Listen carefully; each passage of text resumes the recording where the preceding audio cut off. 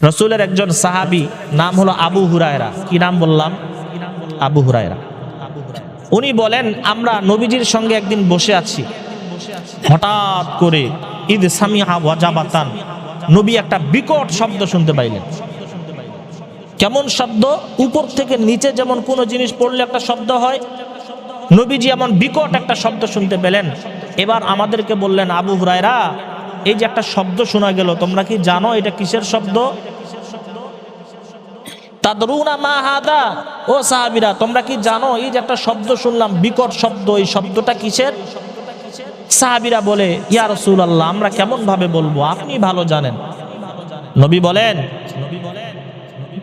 আজ থেকে আল্লাহ পাক রব্বুল আলামিন 70 বছর পূর্বে, কত? 70 বছর পূর্বে জাহান্নামের মধ্যে একটা পাথর নিক্ষেপ করেছেন। কত বছর আগে? 70 বছর আগে। 70 বছর আগে যে পাথর জাহান্নামের গভীরে গর্তের মধ্যে নিক্ষেপ করা হয়েছে, এটা আজকে 70 বছর পরে জাহান্নামের তলদেশে গিয়ে স্থান লাভ করে।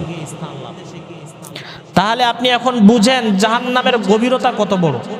একটা পাথর উপর থেকে ফেলার পরে এই পাথরটা নিচে পৌঁছতে কত সময় লাগে? 70 বছর।